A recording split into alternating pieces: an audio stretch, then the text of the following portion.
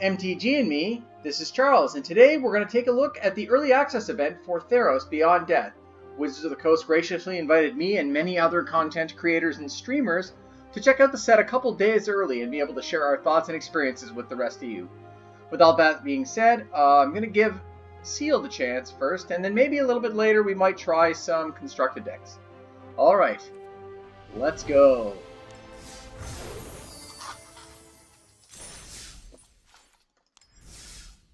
Oh, that was weird. Okay, so as you can see, Wizards gives us ample gems to be able to play as many events or activities as we want. This gold adds up because every time we open up the game, it basically recognizes that like previous seasons of play have completed or other milestones have been met. So kind of a quirk of the client. So yeah, let's buy into our sealed game here. Alright, so 2,000 gems. We get 6 packs to open. They open right away. Let's see what we got.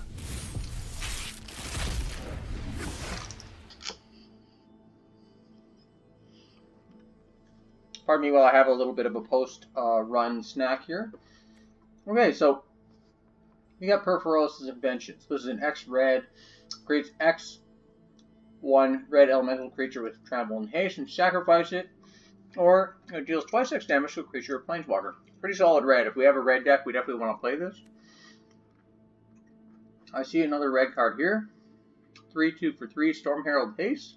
When it enters the battlefield, return any number of aura cards from your graveyard to the battlefield attached creatures you control. That can be kind of solid in an aura deck. Although again, auras get exiled at the beginning of the next end step, so you really want to kind of build around this. There's only a single rare. And you got a copy of Shadow Spear. Pretty decent piece of equipment. Particularly because you can remove the indestructible clause from your opponent's gods if they happen to have them. Alright, so then we got Galley of the Endless Dance. It's a 2 mana 2/2 with haste, and it gives other satyrs +1/+1. Whenever I attack with 3 or more, I can discard and draw 2 cards. Interesting, even though it's random. Pretty interesting. You might want some other satyrs, clearly, for the Satyr Lord. Then we got a Gravebreaker Lamia.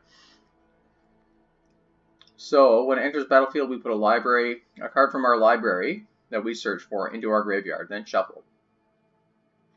And then we can cast spells from the graveyard. Interesting. And finally, Vasta's Intervention. So, X blue, blue, look at the top X cards of your library, put any 2 of them into your hand, and the rest in the bottom of the library in any order. So, kind of like a really powerful scry.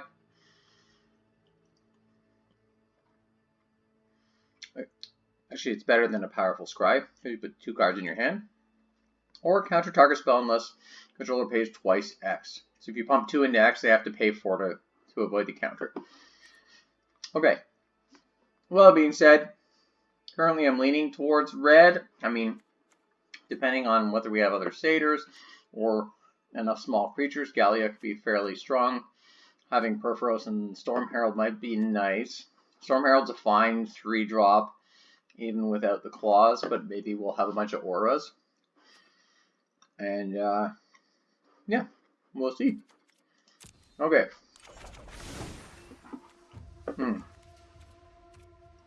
As is typical for Sealed, got a lot of 1-ofs. So let's look at our red and green creatures first.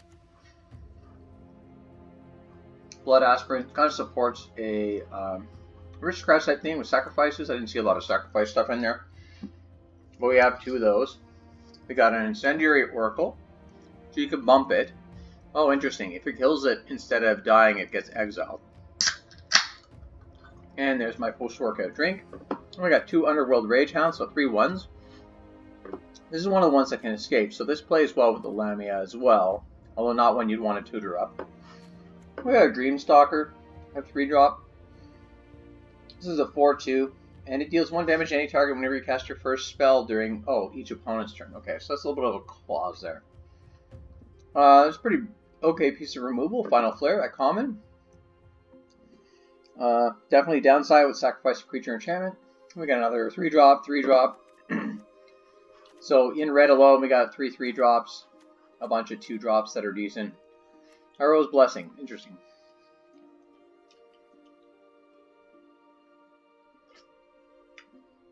Enchantment aura that doubles as potentially removal. Fascinating. We have 2 of those?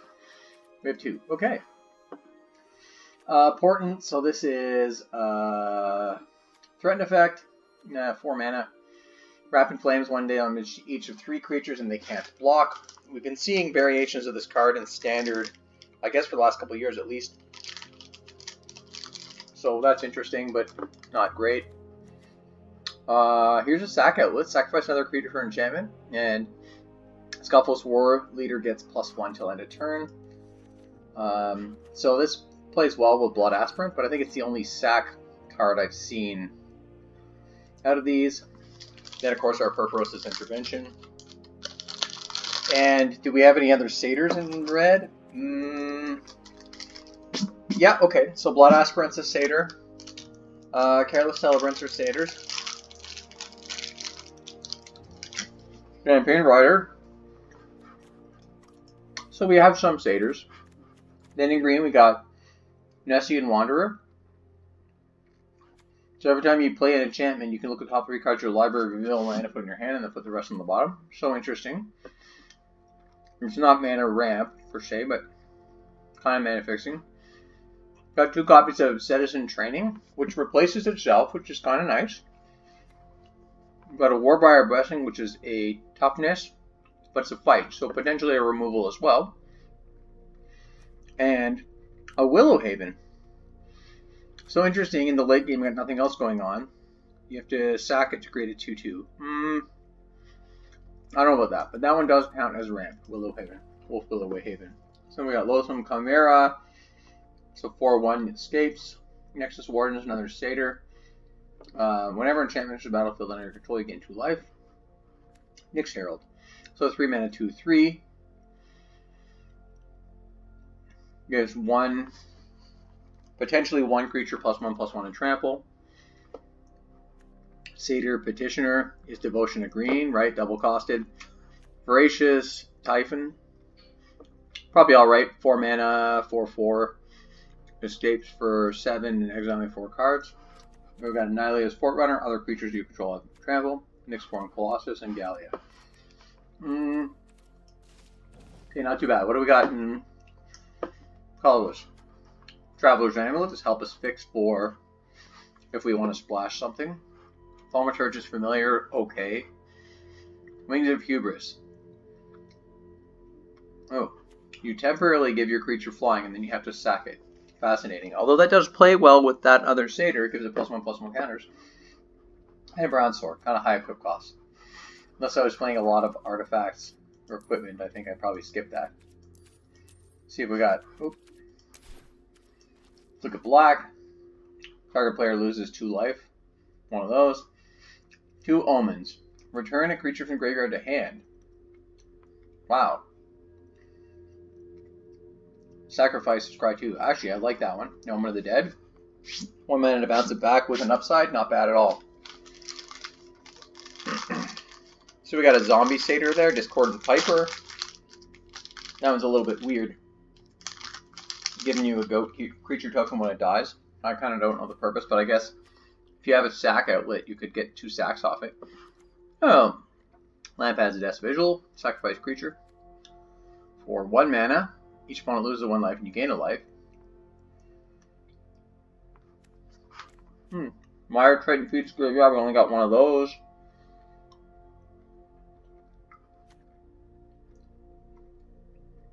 Inevitable End. That's interesting. In effect, kind of a conditional removal on your opponent.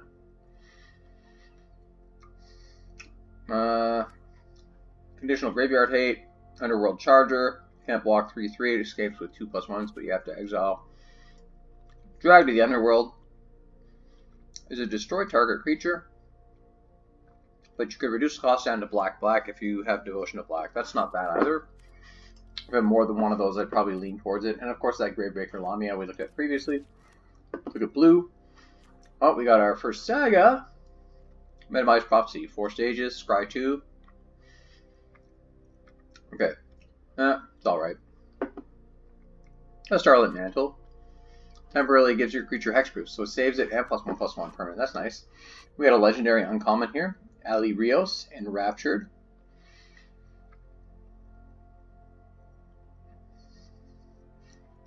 Okay, so it creates a reflection, and then you can use it, but it doesn't untap as long as the reflection's out. Interesting. Ichthyomorphosis. Enchanted creature. Okay, removal in bloom. We got 2 of those, actually. Not bad. I think the pool overall has some decent removal. 2 Vexing Gulls, 3 mana, 2/2 flash flying. It's not bad. And then it doesn't really scale from there. We go up to a Brine Giant, which costs less if you have enchantments, and then that passes intervention. Okay, quick look at white cards here. Blessing, again, enchantment, +1/+1. Fred's on the desk. Come on, buddy.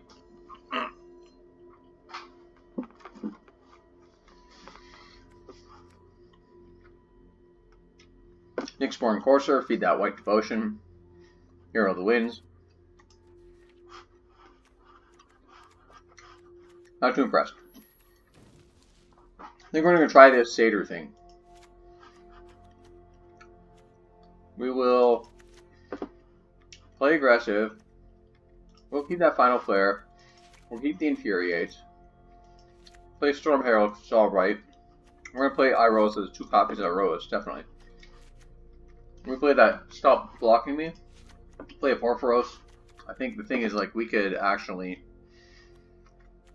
might be able to win just with Wrap and some of the more aggressive guys. Now, I'll play a copy of Skelphos, because I can stack other things. Since I want a lot of mana for Porphyros, and we want the Satyrs, we'll play an Essay and Wanderer. We'll play Plummet to remove flyers. Play 2 copies of Citizen Training. Again, because it gives the creatures +1, we also replaces itself, so that's pretty good. I'll play a Warbriar Blessing, conditional removal. We'll play that Brute too, just because he's big and fat. If I'm playing the stack effects, maybe we'll play Portent. I'm already kind of high, 38 cards already. These guys have reach.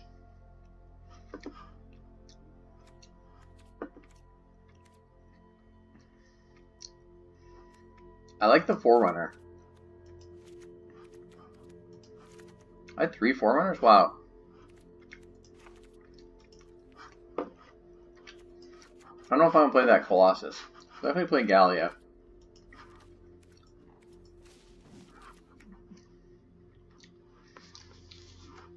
I feel like Shadow Spear's pretty good, but I think I don't have a lot of good answers for those creatures anyway. So, okay. Let's see again if there's anything I want to splash. Too much black for that to be effective removal for us. I don't know if Inevitable End is actually that great. It's probably going to remove at least 1 creature. It totally depends on the opponent's deck and how it's built. Might play that. Nothing at the rare uncommon. Nothing there either. So now we look at the commons.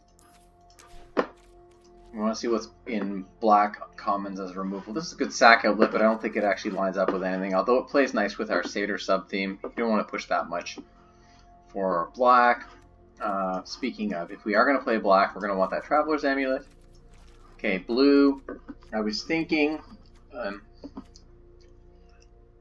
Sleep of the Dead's not necessarily the worst, but 2 Ichthyomorphosis means we've got a lot of removal then. Okay, so let's see how this looks. I definitely got to cut something.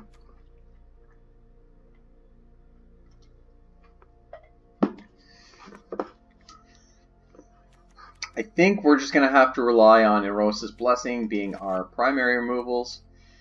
And I'm not even sure Inevitable End is worth splashing for, which simplifies the deck a lot. Because I don't think there's much else there, except maybe...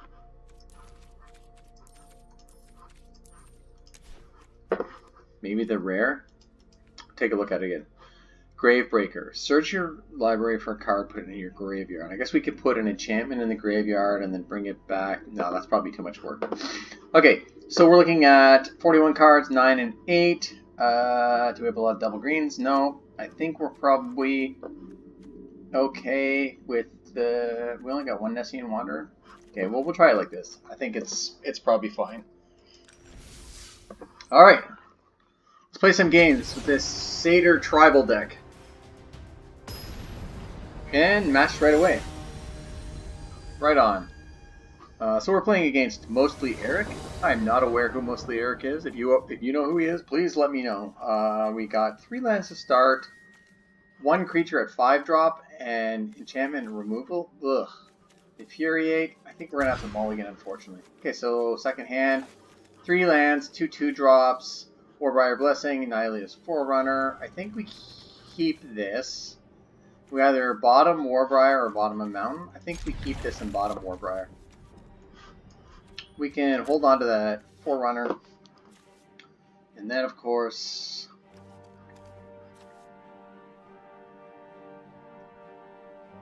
we'll probably play Underworld Ragehound first. Yeah. Hello, Mostly Eric. Play Mountain, pass to our opponent.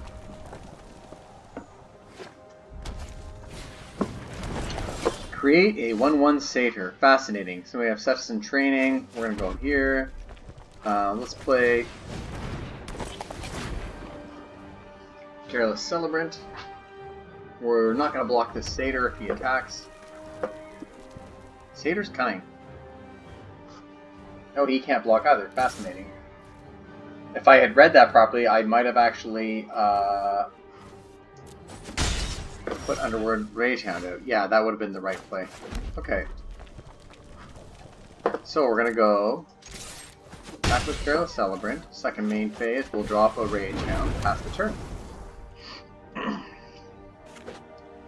Opponent's on red-white right now. Colors. Birth of Melodus. Search your library for a plains. Reveal it from your hand. Next turn, he's going to create a wall. Walls are unfortunately not the best thing for this deck because I'll have to play Mountain. We'll attack. Because I'll basically be losing out on a lot of the aggressive attacks there unless I can pull a combat trick and take out the wall. Home of the Sun.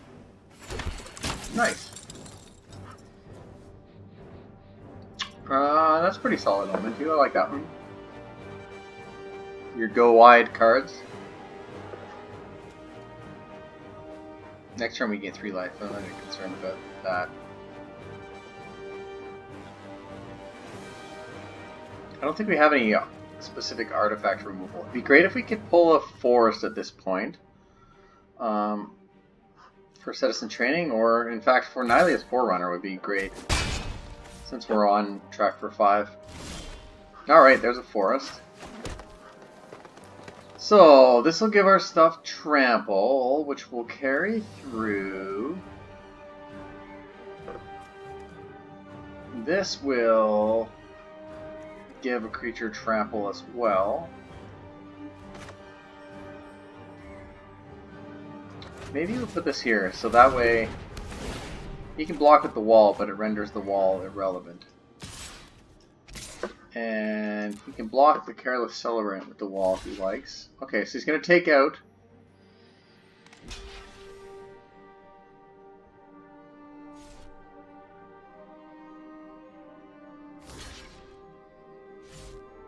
that was a weird block. That's also a weird block. I don't know why you did that. Because I just kill your guy. Okay. Alright, so we can exile 3 cards from our graveyard, which we actually have right now. So, we could actually bring Underworld Ragehound back any time. Opponent's on 5 mana, it's got a 0/4 wall on the battlefield, and an Omen that we can strive for. Okay, whenever you cast a spell that targets it, creature you control get +1. Oh, that's actually pretty nice. Nice double draw of those. Let's drop Annihilator's Forerunner.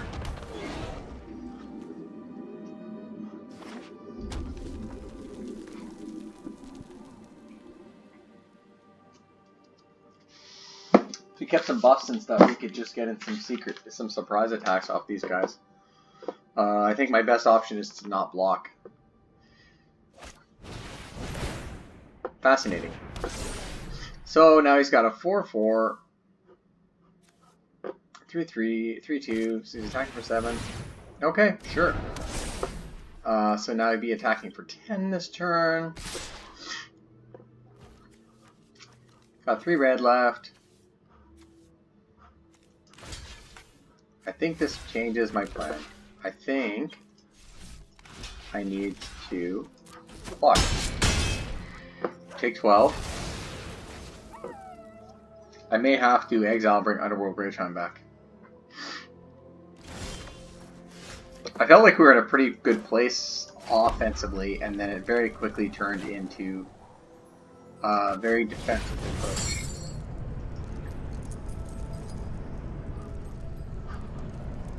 Okay. So exile 3, we bring Underworld Ragehunter back. He's a 4/2. Play a Satyr. No attacks. That's a turn.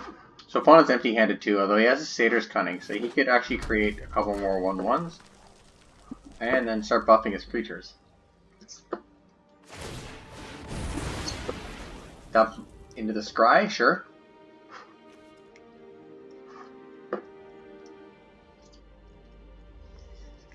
So next turn he's going to either take 4 from the Ragehound, or I suppose he could trade. That seems wrong if he's playing a Wheaties deck. He might just take the 4, might block with the wall. Opponent is... I don't know what he's doing. There, he's passing through combat. He's going to pass the turn back. Alright, so we drew a forest. So forest is not going to do anything against this. Already at 7 land. I don't think I need to play out a land. The question is, do I need to attack? Because he could buff this once and then we're out of range. This has to attack anyway, so we are going to attack. The question is, does he kill it or chump it? Or nothing? Get chump with the wall? Okay. I'm okay with that. That's good. We'll keep the threat of something being able to affect your hero. Okay. Oh, fascinating. Okay. Interesting. Could have done that at instant speed. Last turn. Sacks it, immediately digs in again. Nice. We can attack for 3 this turn. I'm not in a position to stop him. He might not know that.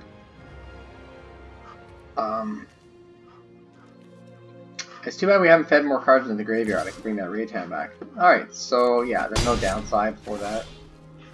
Bluff out. Play a Blood Aspirant. Sacrifice your creature enchantment. Deals 1 damage to target creature. That creature can't block this turn. We'll play this, and then we'll pass the turn. I'm not in great shape. I mean, we're kind of in a stall anyway. He doesn't have a huge advantage. Totally depends on what he's been able to draw. And 24 cards left in his deck. I'd likely have to double block. And then hope. Right, he's not holding back the combat trick. Are you?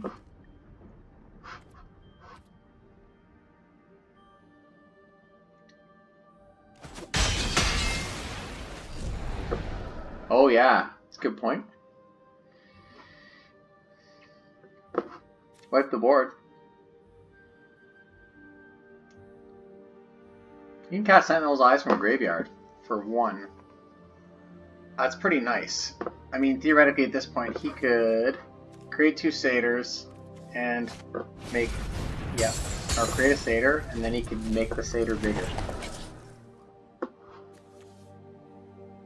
Meanwhile, I have 2 cards in graveyard. I actually need a 3rd card in graveyard before I can bring back the Underworld Ragehound. really interesting to see how the escape mechanic is playing out. It seems very useful. Alright, so we've got another blood aspirant.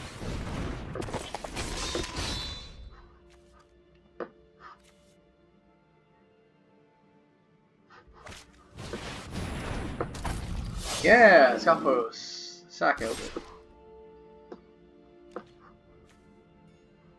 The question is, do I block so that I have cannon fodder? I think I do. Probably lost this game. Okay, Rapid Flames does nothing.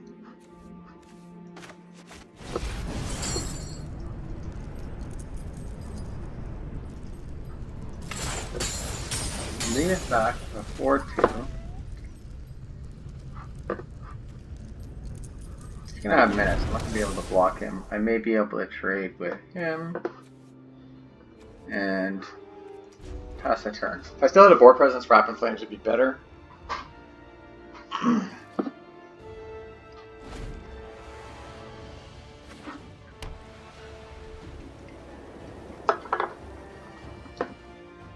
Bottom one card in hand still. And just recycle that. Satyr's Cunning. I guess this is really interesting. MTG Goldfish was talking about the escape mechanic and how potentially powerful it is because you can just repeat it. And there's a natural check and balance on that in Standard. Not as many ways to like self-mill yourself, especially in Limited. There's also some graveyard hate, but having those in your hand constantly is pretty interesting. So Sacrifice is the cost, so he could buff that to 6, but if he does,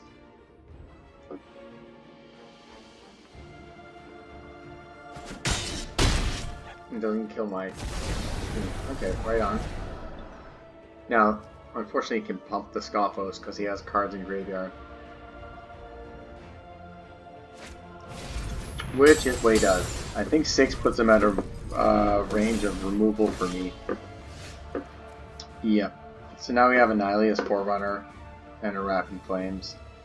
So 5-6 we just chump block again. So that's it.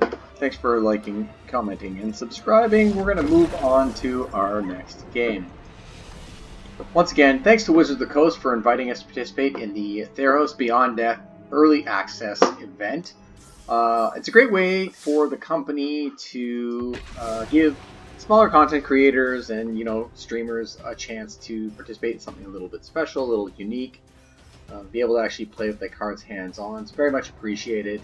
I hope you guys enjoy it, guys and girls who happen to be watching. I definitely appreciate the chance to play, and yeah. Rambling a little bit as I wait for our next pairing to come up.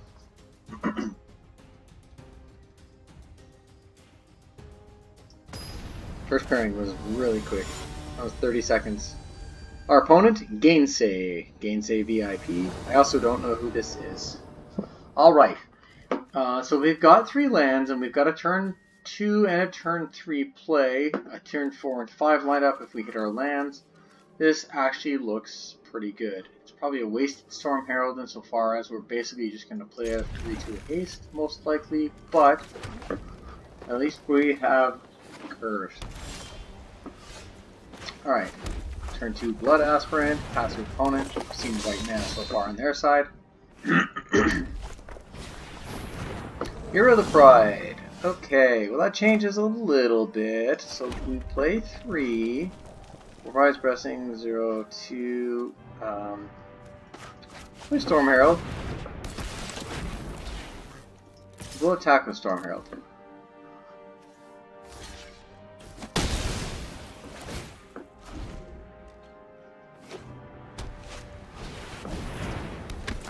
Favorite of Iroas. Interesting. Okay, Iroas' Blessing is going to give us a +2/+2 and deal 4 damage to target creature and opponent control. That does nothing for us.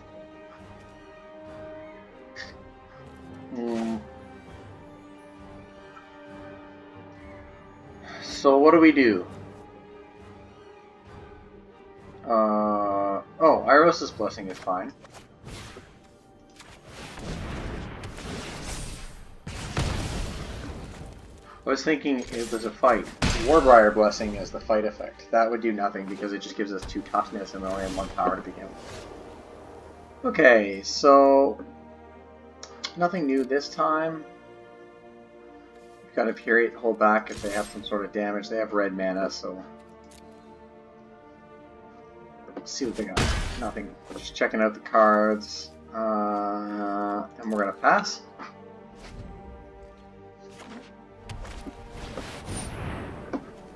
Heroes of the Revel. Enters. Create a Satyr. This creature can't block whenever you cast a spell. The target heroes creatures you control. Wow. Another Anthem creature.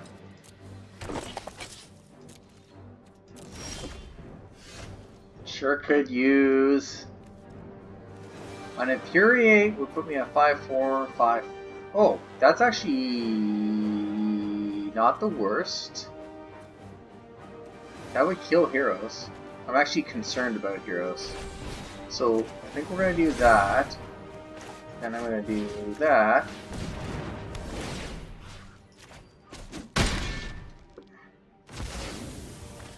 And Satyr can't block anyway. Just attack him. Pass the turn. These Anthem creatures, they're kind of scary in the aggressive deck, and I don't have any of them in my deck at all. Oh, nice. Fascinating. Good news is that's not wasted because I have a graveyard to fill. So we could go with Hessian Wanderer, put a land in our hand. Renalia's Forerunner. Let's play Forerunner.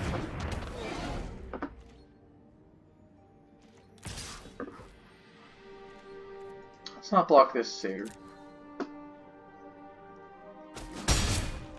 See what they drop. A land. Fascinating. Okay, so Hessian Wanderer. Whenever an enchantment enters, look at the top 3 cards. Okay, so we're going to attack with Nihilius Forerunner. You holding back something? Nope. Go to 5. And pass turn back to the opponent.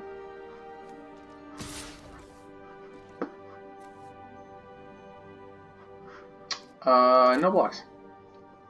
Theoretically, you could block that Satyr, but yeah. Alright, and that's a good game for opponent.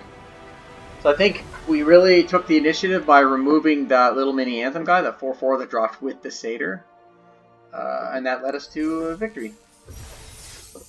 If you're just tuning in to this pre-recorded video, I just want to put a thanks out to Wizards of the Coast for allowing us to participate, free of condition, in the early access Theros Beyond Death pre-release event or early access event. It gives us a chance to look at the cards, play a little bit of the game before the set releases next week, or before you get a chance to play at your local game store pre-release, which I urge you to check out this weekend. Next opponent, somebody called QTL7. So we open with 2 copies of Iros Blessing, Careless Celebrant, Underworld Ragehound. So these are good on curve, but 2 green, which is our secondary color. No red. I think we're going to have to mulligan this. Okay, now we got 2 mountains and 2 2-drops, plus that 5-drop. So it's this 7/3 and Plummet. So I think we're going to keep this, probably pump Plummet to the bottom.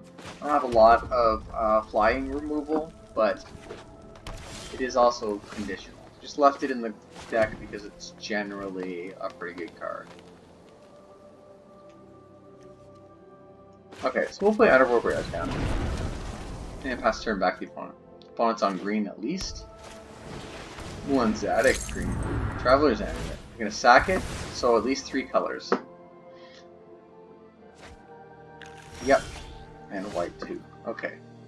With any luck, their choice to play 3 colors is going to penalize them, although I doubt it since they're already on their 3 colors.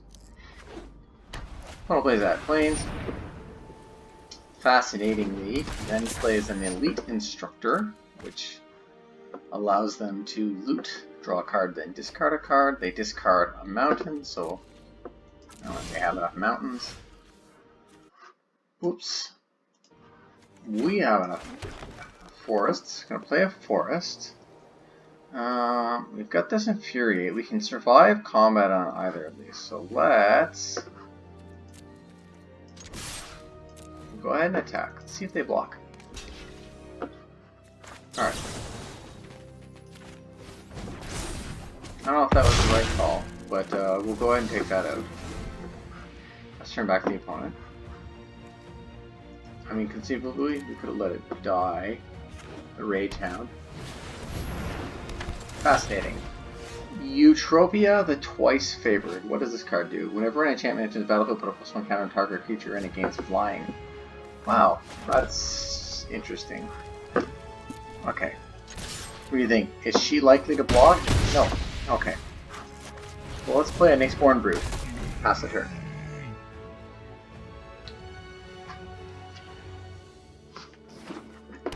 Is it? Yep, right on. So she can target itself. She can put +1/+1 counters on Eutropia. I'll pick. That's an uncommon. Not bad. Opponent's thinking, checking out my cards. They've got 5 cards in hand. Iliad's Punishment. So this 4 task counters. So basically, that was a lot. So they killed my 7/3 by making it a 0/1 base power. This guy's got to remove counters. I may as well remove the counter now. Play Gallia. Go next.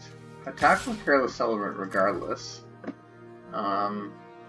She could block and then Eutropia would die. Or just take the 7. Yeah, I'm sad about my Nyxborn Brute. Okay, Heliod's Pilgrim, search for an aura card, reveal it, put it in your hand. Right on. So I'm rethinking my decision not to play the Ichthyomorphosis. With 2 copies of it, it's pretty good.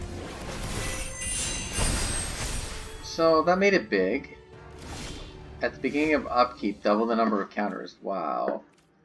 That is pretty huge.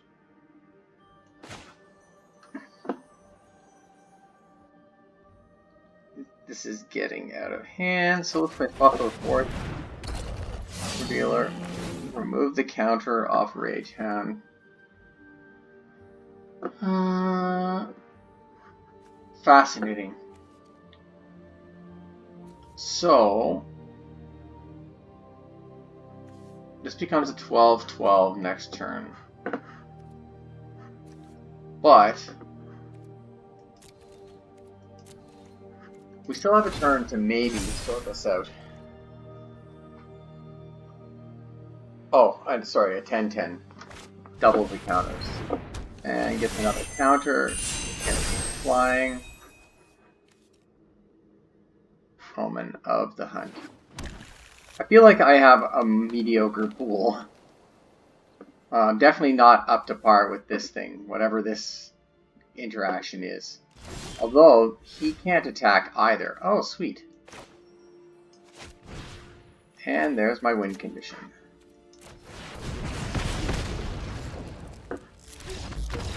Good game! That was my out, and I drew it. Right on. That was getting pretty scary. Alright, let's move on, play another round. Hopefully we'll get paired up. There we go, right away. Playing against Old Workman. I do not know who that is. And we're starting with 2 mana, which is a little bit on the low end, but I've got stuff to do it too. I've got a Blood Aspirant, I've got a Nessian Wanderer, we've got that Storm Herald at 3, we've got the Citizen Training, which draws a new card, so I think we go 1-2, drop Nessian Wanderer, drop Citizen Training, and that's not bad. This is going to help us. It'll be like a 1-2 punch in fact. We'll draw an Nessian Wanderer, then once we play Theros in training, we'll draw a card and we'll get another land and make sure we can keep ramping up. Okay, so let's play Theros in training. Alright. So we look at the top 3. Ooh, that's some of our early plays. We're going to put that forest in hand. Then what do we draw? Draw a forest. Yeah, so we got a lot of lands. Great. Back to 3. Into the opponent. Pass a turn.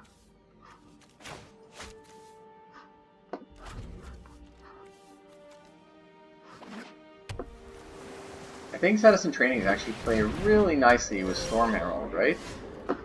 Nessian Wanderer, right on. So, let's go. Gallia makes our Nessian Wanderer a 3/4. We'll just attack. In for 3. Let's see how badly they want to keep that Naiad. They want to keep it. Pass the turn. Yeah, if you're able to graveyard a couple Theros in trainings and then Storm Herald them out, not only are you going to get that nice buff on that the creature on the battlefield, you're also going to draw some additional cards, which is crazy. Triton Wanderer. Okay. When an enchantment enters the battlefield under your control, it gains flying. So conditional flyer. Okay, right on.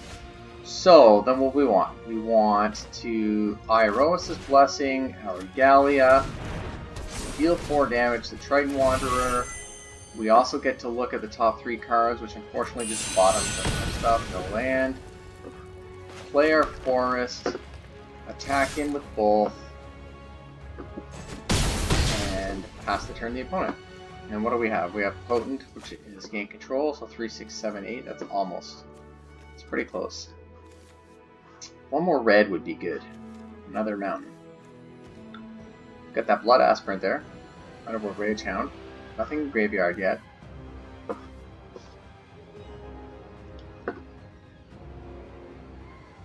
Opponent's thinking. 6 cards to choose from.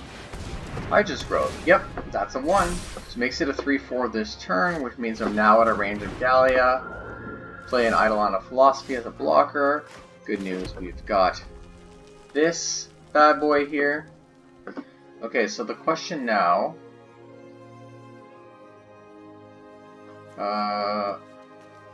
Okay. Is, do we slow roll? We do. I think we have to. Play a little defensively. Put these up. Naiad's going to double the counters next turn. If everything goes well, though, we basically just steal the Naiad next turn, sack it to Blood Aspirant after the attack. If we still have a Blood Aspirant on the battlefield. He's really eyeing that Aspirant. Yeah, Gallia is a good target too. Oh, it's a fight. Yeah, Gallia is the one to fight because it drops my other satyrs down, which puts us out of range of winning this turn. I think 4, 5, 6, 7, 8, 9. Because they'll probably block 1 with the Eidolon. I don't know if there's any 2-mana counter spells. I guess we're going to find out. If Negate was reprinted or not. I didn't see it in my pool.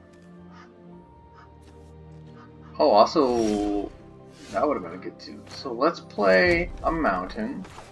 Let's play Portent of Betrayal targeting Naiad.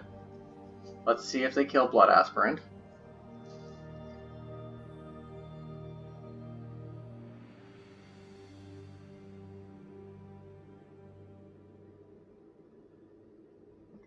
Opponent's thinking. Back onto the timer, rope timer. Yeah, so that's a thing.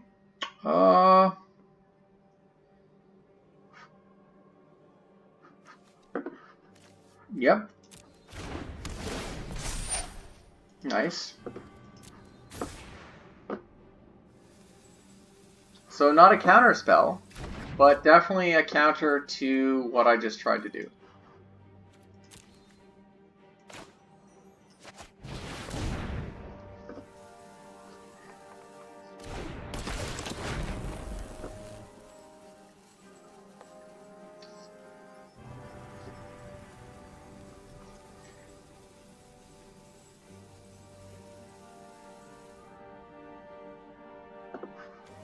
Iroh's Blessing, though, we're still going to... It's what? A +1/+1, so it makes it a 4/2.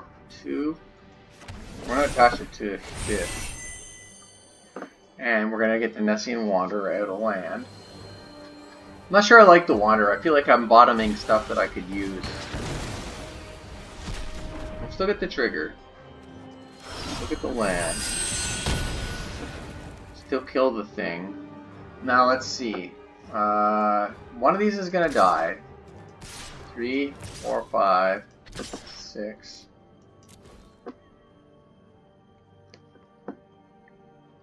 What's the biggest threat?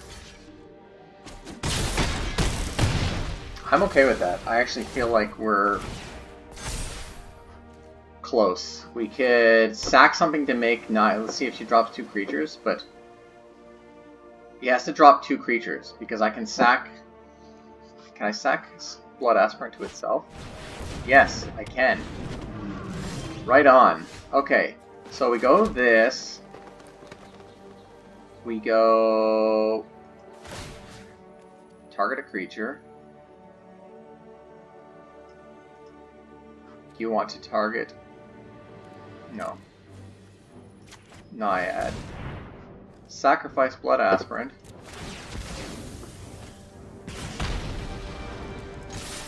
Attack. Can't block. And that's it. Again. Right on. Okay, maybe the Satyrs are alright. I'm not giving myself credit.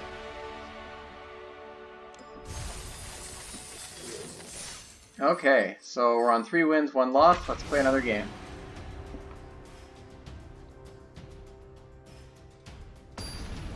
And paired right away, right on. So we're playing against Ambush Party. Also sporting a Gideon icon. We have 2 2-drops and a 2-mana aura that draws us a new card and 3 lands. Plus a 5-drop. I think we're perfectly well sit to start out. We'll probably start by dropping Underworld Ragehound unless something else changes. So opponent mauls to 6 and is on blue mana. And there's the Blood Aspirant, right on.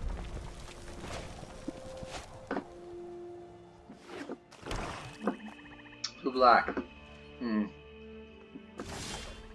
Okay, so we'll go green.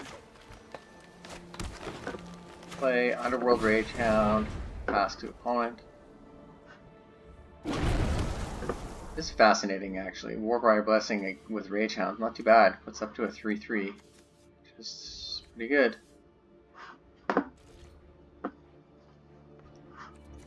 Citizen gives it trample as well. Scry draw card is pretty good. 2 mana flash, Scry 2 draw, and you can sack it to Scry 2 again. Or yeah, Scry 2. Omen of the Sea. Maybe best omen yet. Omen of the Sea. Opponent 6 cards in hand on blue black. Plays an island. None of my enchantments are flash right now. Draw 2, lose 2, 2 cards. Okay, fascinating. So this leaves everything open for another attack. This is a fight. Citizen Training is going to make us a 4/0. We're going to redraw a card. I think we probably need to draw a card right now. Although Nessian Wanderer... Yeah, this might be better. Because then when we pull the Citizen next turn, we'll either, hopefully get a couple lands. Pass the turn. We still got the Infuriate to save like a ping or something, or damage 2. Makes both of these a potential threat too. Devour Memory, okay.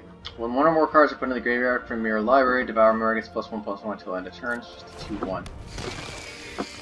Okay. If that's all he plays this turn, that's pretty good for us still, I think. Land, Scry 1. Scry land, okay, Temple. Okay, I still feel pretty good. I think we can attack in this turn. The real question is... Yeah, well there's a land, so we'll play that. we'll... Interestingly, I can Citizen's Training.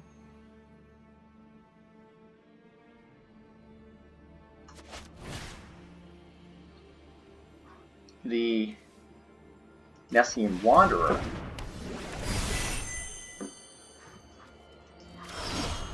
Put a mountain in hand.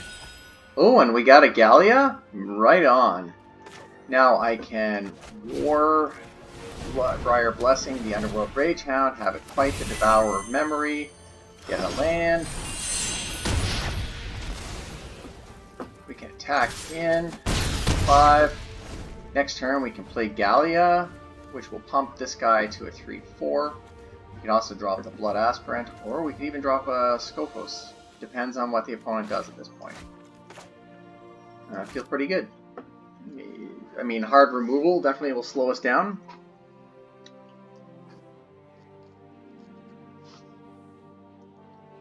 But combat blocker is probably not a problem either. I mean, we've got this Infuriate, so if they do happen to put something out, it's got to be fairly big to take out either of these creatures when they're potentially, you know, like a 5/5 or a 6/5.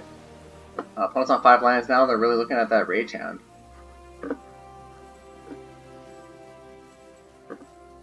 Alright, ambush party. What you gonna do? You're roping. Okay, that's a big guy. So a 3/4. Let's see. It's not actually that bad. So I think what we're gonna do is we can Gallia the Endless Dance. This actually is really good. I don't think we need to go that far. 3/4.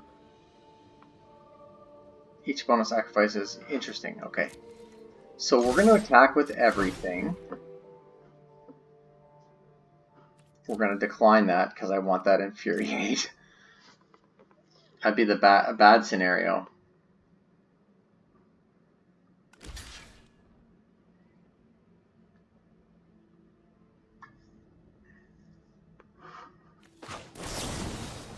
We'll go ahead and pump the Underworld Ragehound. 5. And drop a Blood Aspirant.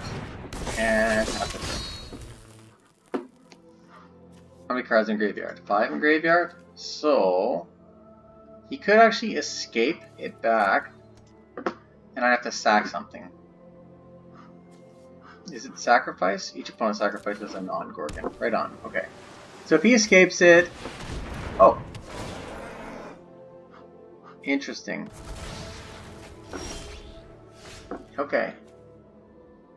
Target creature. Right on. So now we're in a situation where a 3/2, 2/3.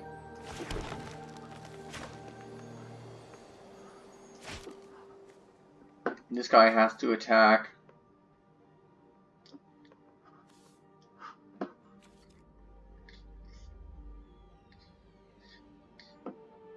Oh, fascinating. Okay, I got it. So we target the Blighted. We sack the Aura. We attack with everything. Good game. I almost missed that line.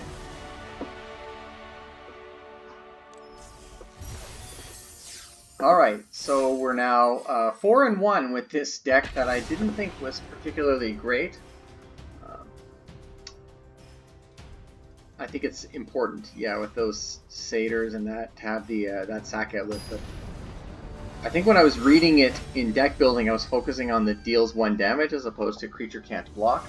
So we can just really control the early game and get in that damage. We can just wreck later. Not perfect, but we do have a turn 2 Nessian Wanderer that plays into a turn 3 Citizen Training, at worst case, to get that extra land. We got 2 lands for the Wanderer and the Training. This is also useful on turn 4 in Storm Herald, so we'll keep it. Opponents on Traveler's Amulet fixing. We're going to play a Forest, pass the turn. They started with Forest as well. So Forest and Island, Hero of the Pride, right on. Okay. So we're going to go into Nessian Wanderer, pass the turn. If we don't draw a land, we definitely play the Citizen's Training next turn. Opponent.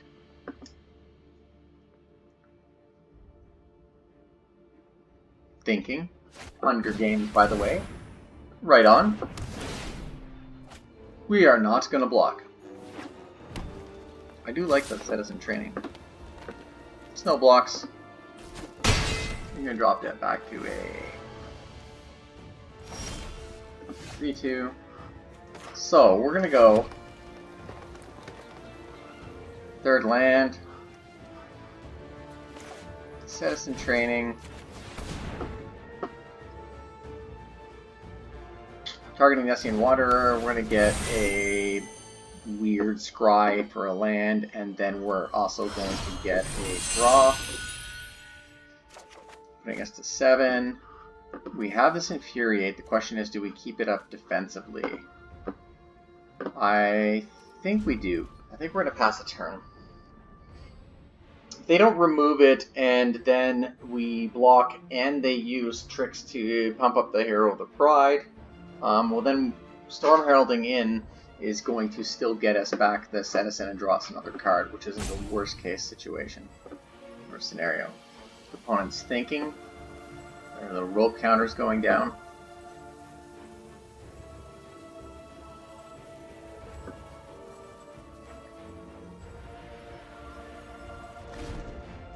And they start their turn.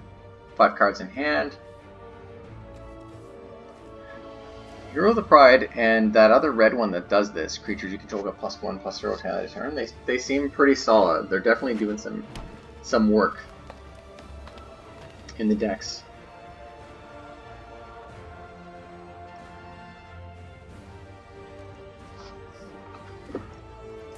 Let's see. Opponent can attack.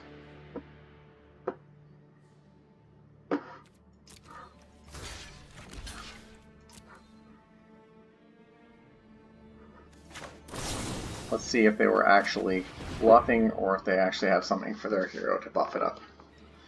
It's going to make our Nessian Wanderer 5/5. Nope. So far, so good. And Pegasus, right on. So, we got number 4, Final Flare, deals 5 damage to target creature, but we actually have an Aurosis Blessing, which will target this, will actually zap their Pegasus, get us a land, let us attack in for 3. Put it on the bottom of the library here. Oh, it's any order.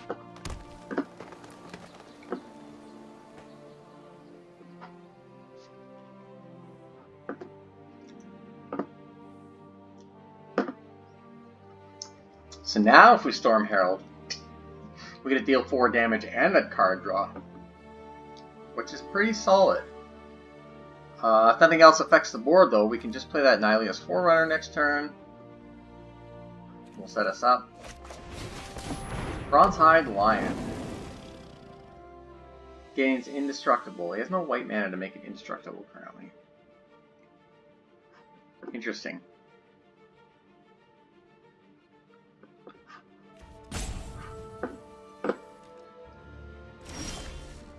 Okay, so we're going to put a mountain down.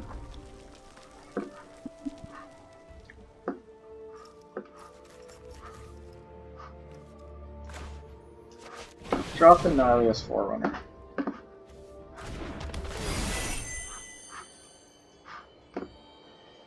Oh, nice! Nihilious Forerunner unfortunately pushes some very good cards to the bottom, but is an enchantment creature, so it triggers Nessian Wanderer. I wasn't even thinking of that. Nice little bonus. Okay, opponent's going to sack the Traveler's Amulet and get what? Another Plains? Yes, so they can give their Bronzehide Lion Indestructible. And still advance the board. That's alright. I don't mind.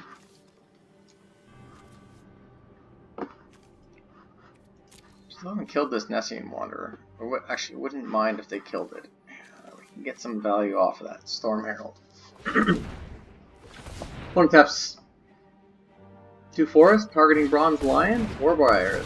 Right on. It's gonna fight. 5-3-3-5. It's gonna fight my Forerunner. That was a big oops. Yeah, sorry opponent. I think you wanted to have full control mode on and make it indestructible. That was definitely a good play. Unfortunately, it looks like my opponent rage scooped after making a mistake. We're now 5-1. Alright, going into our 6th game here of Theros Beyond Death. Once again, thanks to Wizards of the Coast for allowing us to participate in this early access event. Wizards has been doing this for pretty much every set coming out on Magic Arena, inviting content creators and streamers to check out the site early, share it with your subscribers and fans, and, you know, have the opportunity to discuss their thoughts about the set, etc. You know, there's been no exchange of funds or anything like that. It's a totally free activity that we have the blessing or the the opportunity to participate in. It's very much appreciated that Wizards reaches out to the community in this sort of way. All right, so we got 3 basic lands and then nothing. I can't target anything with these. Unfortunately, we're going to have to mulligan. So now we mulligan down to, once again, nothing. This looks like it's going to be a bad game. We mulligan. This time, at least, we have an Underworld Rage Hound, which we'll keep. We'll drop Portent. We'll drop Infuriate to the bottom and play it that way. This is not a great start. Playing against Yamanagi.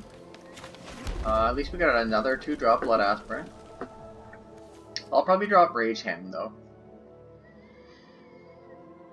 Opponent's thinking.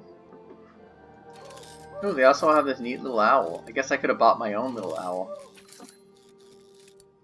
It reminds me of Clash of the Titans. Not because it was from Clash of the Titans. I think it's from actual Greek mythology. But, you know, there was in fact a little owl like that in the movie. So opponent is sitting there. There we go. And plays a land, passes the turn, and my turn, I'll go under Rage Aspirant, pass the turn. Opponent's on blue-green. They have the green Lanzatic lands, which is kind of neat. These are nice. Opponent's potentially targeting my Underworld Rage now. 3 colors. And on 3 colors right away. Wow. Citizen Training is +1. We're going to go Citizen Training, Underworld Rage Hound. +1. We're going to attack. If opponent blocks, I feel like it is worth keeping our Rage Hound for now. We'll just kill that Warden. Negate some other life gain temporarily. I mean, Rage Hound's going to have to attack anyway, and likely it's going to kill anything that it takes with it. Yeah. So that's a good example. Like, if they choose to block with that Triton, we're going to take it with us.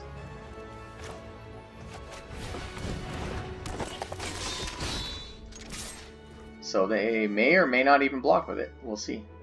If they don't block with it, it's actually fine. Next turn I can, if we don't draw anything, I can actually use the Blood Aspirant to sack the Citizen Training. Right on. Perfect. Pass the turn.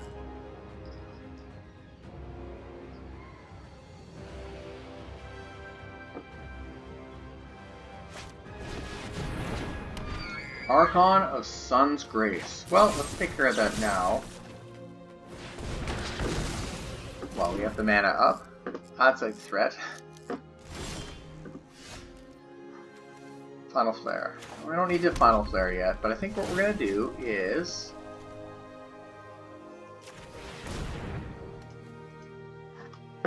sacrifice the enchantment, put a counter on Blood Aspirant, make it so Triton can't block, attack past it, and the turn. We don't have a lot going on. We're at a severe card disadvantage, but we're putting some downward pressure on. Opponent has to advance the board at this point.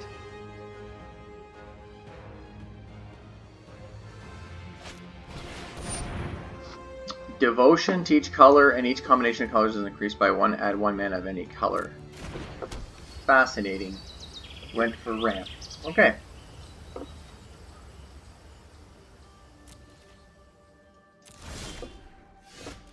Okay. So... We have to attack with this Underworld Rage Hound. I wonder if he actually has a god. I haven't seen a god yet. We're going to block with a Triton Wave Rider. That's okay. I'm totally okay with that. Okay. Interesting. Gains Hexproof. So, since it's going to die anyway, I think I'm going to just go ahead and preempt that. We'll also get a counter on our Blood Aspirant. And we'll pass the turn. I don't know if that was the ideal line. That's okay. Still a 2-3. So we can bring this Nyxborn Brute out, which dodged this Ichthyomorphosis. Attacking for 2. Maybe he's got another Ichthyomorphosis.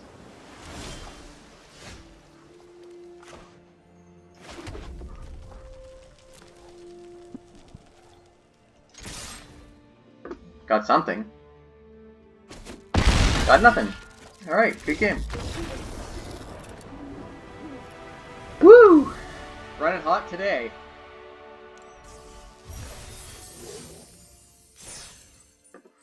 Sometimes I feel like this affirms to myself that I actually know how to play Magic, and then I just come to the conclusion that it's variance because 80% of the time I'm losing games.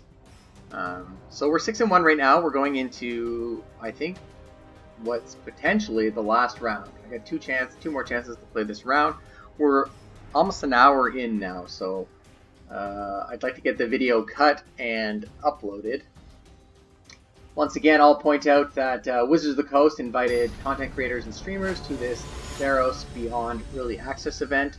So thanks to them, thanks to all my subscribers, followers on social media. Wouldn't be doing this, without you guys and girls. Okay, so I have no turn 2 or 3 plays, really. Got this Nyxborn Brute, which just kind of sits there. This is unfortunate. We're going to mull down to 6. Now we got a Blood Aspirant, Warbriar's Blessing, and a Forerunner. So the question is, we keep this, but what do we ditch? Do we ditch Final Flare or Infuriate? I think we drop Final Flare to the bottom. I mean, it's a form of removal that's going to get us out of a bind, but I think Infuriate's going to provide more flexibility early on. So we play Mountain. Opponent played a Forest last turn. Our opponent Raft Levy. Still using his little box. Little potion bottle. I haven't tried clicking on all the interactive bits yet. I wonder if there's anything interactive in the Seas of Theros. Okay, so we're still only on mountains, so turn 2 we'll play a Blood Aspirant. Be nice to get a forest, so we get this Nescian Wanderer out, and then start drawing some value. Okay, so opponent plays a Citizen Champion. Whenever an enchantment enters the battlefield under control, put a +1/+1 counter on and draw a card. Okay, now I wish I kept the removal. Yeah, we're not even in a... Ooh, actually I am. Okay, so we're going to go Infuriate... Warbriar Blessing, because I want to get rid of that champion. It spells trouble.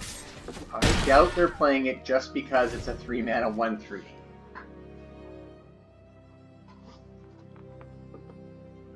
That took a couple cards to play, but I think when I thought it through, it was probably the right play.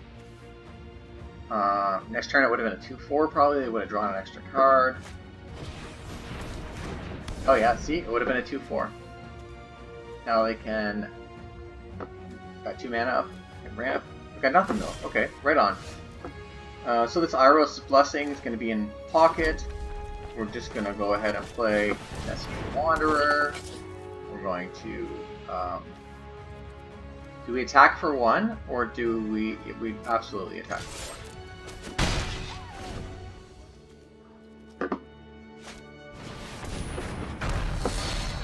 Oh, Rentana, Call to the Hunt. Right on. So we play a mountain. That is a troublesome card. So I think what we do is we go Iros' Blessing, Nessian Game Warden. Deal 4. Force to the hand. Kill their creature. Attack. Pass the turn. Next turn we drop Annihilator Forerunner. Yeah, Renata seems pretty good. Power equal to Devotion to Green. Yeah. They got black in their deck, so that's probably for some removal, I suspect. What do we got? Nice, they got it back.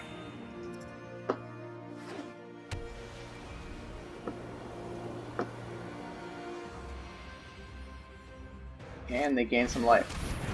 And they remove my creature. All very good plays. Okay, so now, Warbriar Blessing. That's going to come out, have something fight something. I don't think it's worth it.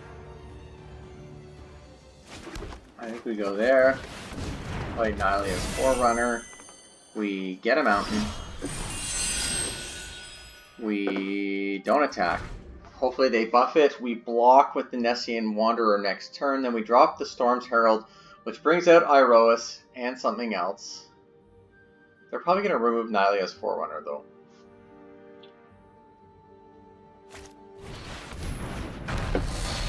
Or they'll play Renata, which they just put back in their hand, which is a thing too, right?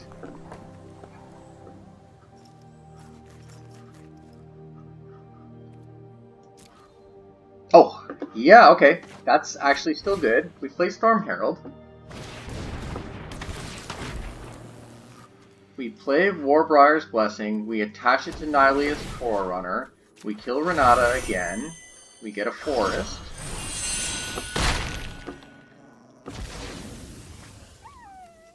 We attack with Nylea's Forerunner. He chooses to block. Get a little bit of trample damage through. Pass the turn. I mean, he doesn't know I have 2 lands in hand. He knows I have 1 land. Alright. Whenever lands put anywhere from graveyard, do a thing. Reveal the top 4 cards. You may put a creature or land from it into your hand. Siona. Nice. And a defensive one. And an Elysian Cataract. I think Siona is probably the best one.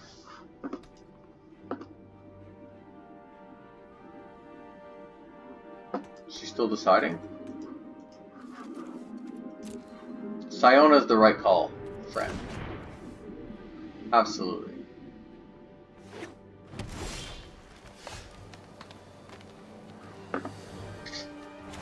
We'll play this. We will play combat, attack,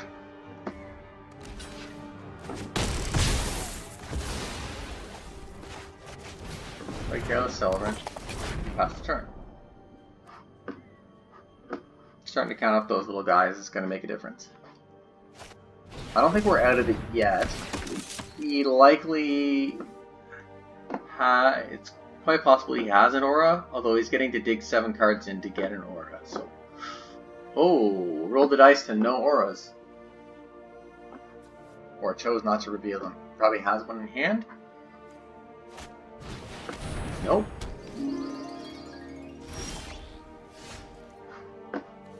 Okay, let's see what we got now.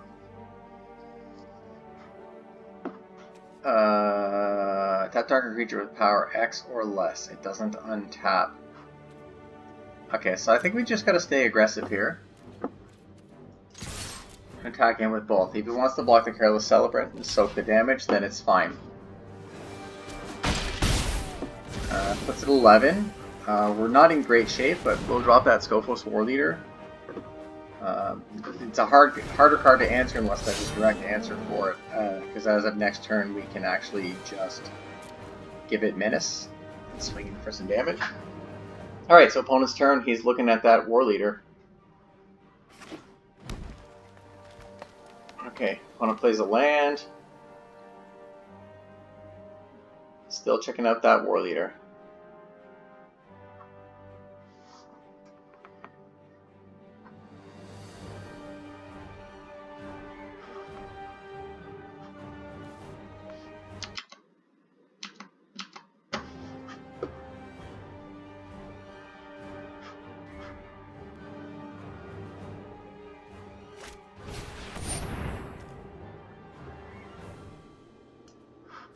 Well, that's definitely an answer. Enchanted creature can't attack or block. Could immediately exile it.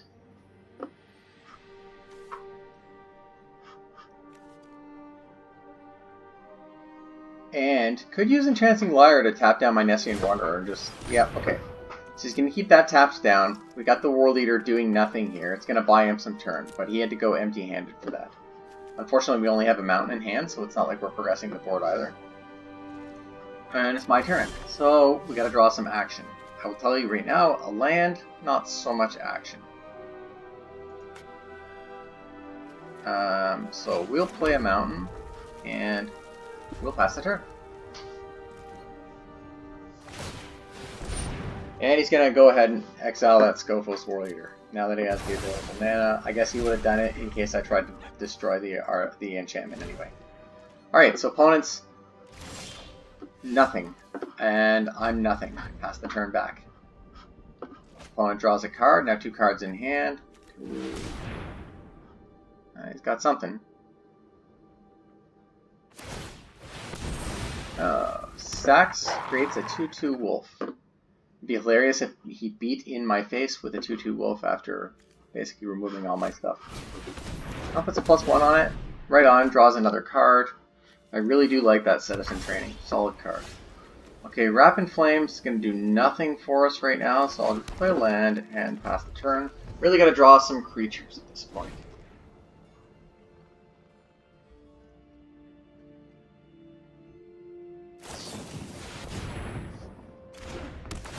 Plays Omen of the Hunt, searches the library for a basic land card, put it on tap, shuffles. He can sack it to scry 2. I wouldn't be surprised if he's going to sack this right away. Try to scry up some action for next turn. Absolutely what he did. I don't think I have any artifact destruction in the deck. Because we could start, you know, like taking out that Entrancing Lyre. Or if he's going to consider starting to attack with this wolf. Yep, there we go. Attacks him for 3. Passes the turn. So I get my own copy of Citizen Training, which doesn't do me a lot for the Nessian Warden, but it does give me a redraw, which is what we need to draw some cards. Oh, poor Theros' intervention once again to the bottom. Unfortunate. Okay, so forest. We get to draw a card after that. Let's roll the dice again. Play another. No, there's all my action once again going to the bottom of the deck. And a Blood Aspirant. Well, a Blood Aspirant can start sacking those and putting counters on it at least, so that's something. Play the... Yeah, play that, and we'll pass the turn. Still not looking great for me this game.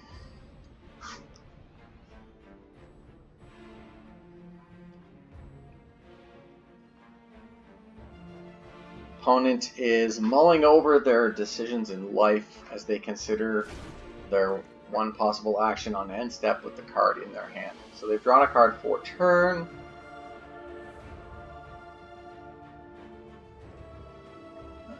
Yep, they're going to have to do something with this Blood Aspirant, which is unfortunate. I want him to survive. No blocks. Too bad I can only sack one of these at a time. Did I already lose my... I did, my Storm Herald. That's unfortunate too. Be a nice massive swing back if I had a second Storm Herald, brought back all those enchantments. Opponent's still thinking a lot. I guess in my mind the board state's fairly simple, but you could have other stuff going on. Should really be deciding. Right on. So, this is a trap though. I think this is absolutely a trap. Although he's going to tap something. So the question then becomes...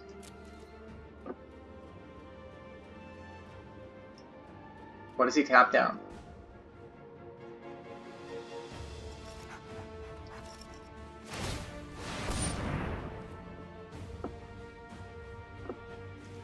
Yeah, that's the thing.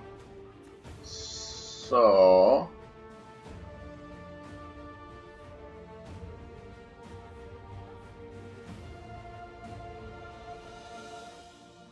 got a 10. Yeah, we'll let that resolve.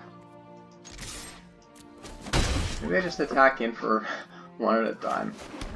We're 12 or 13 of 16 lands on basically are visible at this point, which means that there's 11 actual playables left in the deck, even though I bottomed most of them,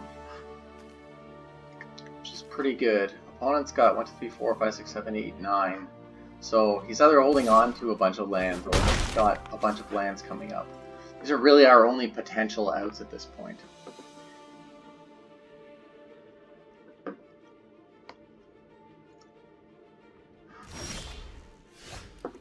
Well, that's something.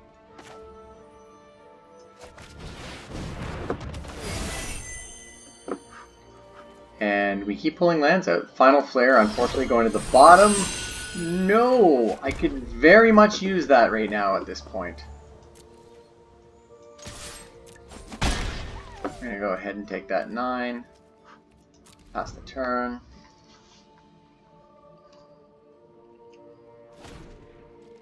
Could have untapped the Liar and then retapped down the Forerunner, but then we could swing in for 4 on the Crackback. He has an answer. He's got the answers. Just holding on to them. Alright, takes us to 8. Oh, there's a creature. And, yeah, of course, we draw our lands. We have 7, 14, 15, 1 land and 11 left at this point. That's unfortunate. So, the question is, what do? We pass the turn. That's what we do. I will chump block with the Blood Aspirant this turn. Hopefully draw something useful next turn. Maybe, just maybe, we can eke something out. Can't attack or block. Sure. I'm going to kill our Nessian Wanderer. Submit.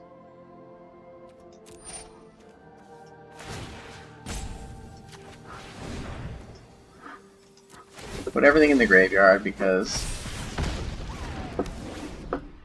it's an attempt.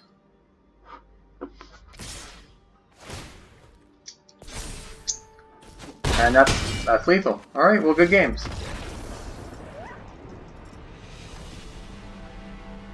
I don't know why I missed that was lethal. I thought I was going to be down to 1 life.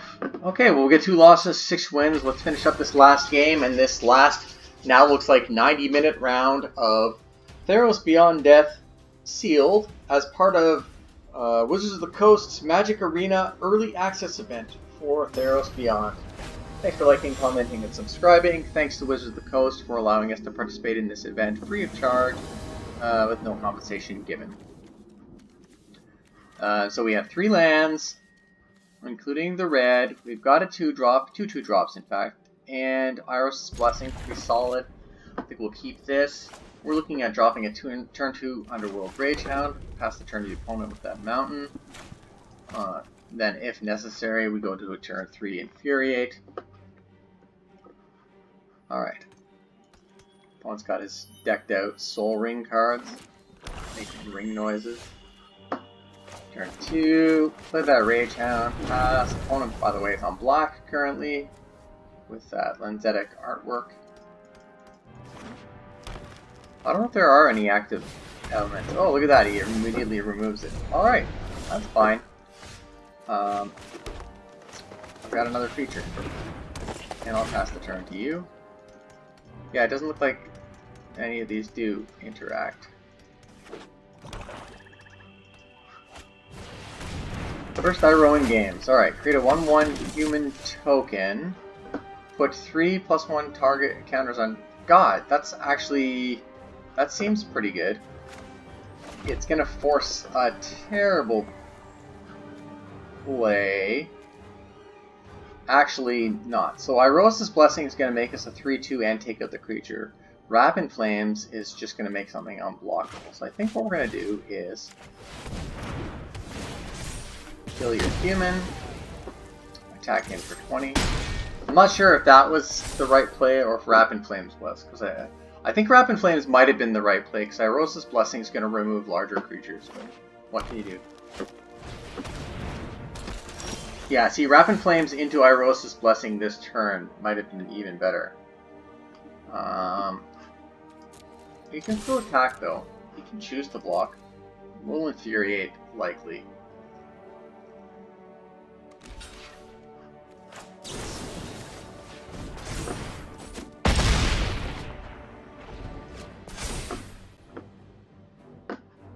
He's getting that gold token regardless. Yeah, I definitely feel like I should have wrapped in Flames and then kept Eros' Blessing for whatever threat's coming out on turn 4 here. Plus, on the other hand, we need land. Land would be critical at this point. Another thief, eh? Okay, so let's play that.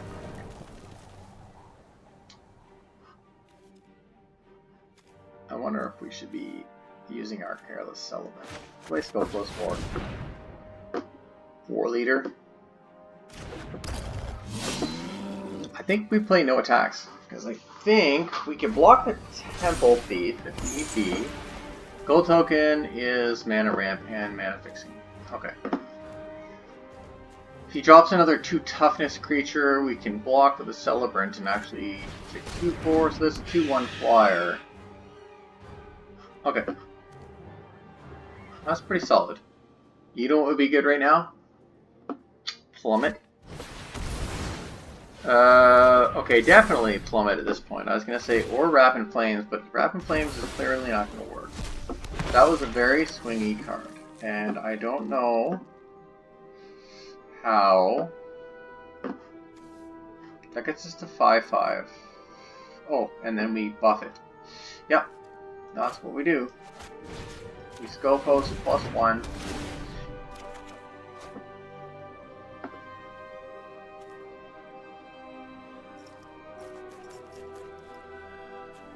And cancel. We attack.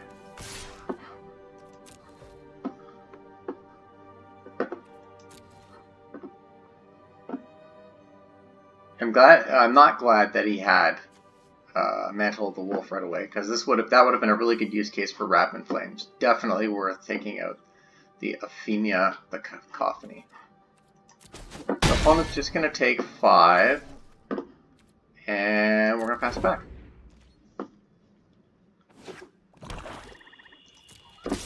No more enchantments? No, okay. Oh, he does too.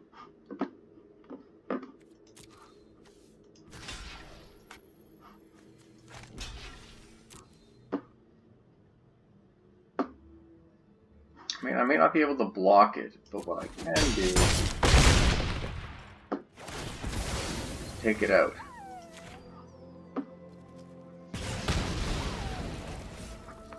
Feels pretty close to even at this point still. I mean, he can. I have Trample, so he can create that zombie. We're still going to get in for 3. Now, unfortunately, he's going to get in for a little bit more. The question is, Underworld Cagehound, Nyxborn Brute. Nyxborn Brute.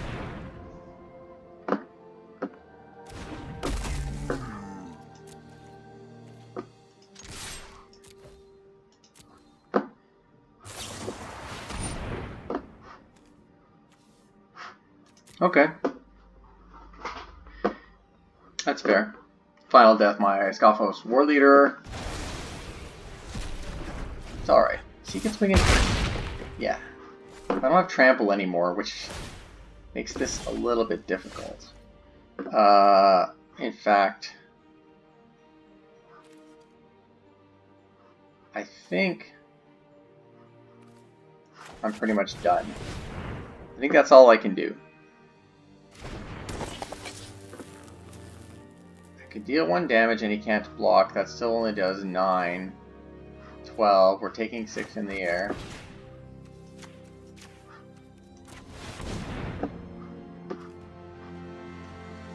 And yeah, he's got it. I can't beat him.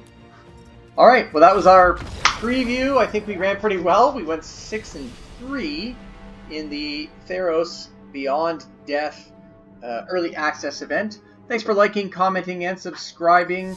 Please check out the set when it releases later this week at your local game stores for the pre-release events or for the actual release the following week.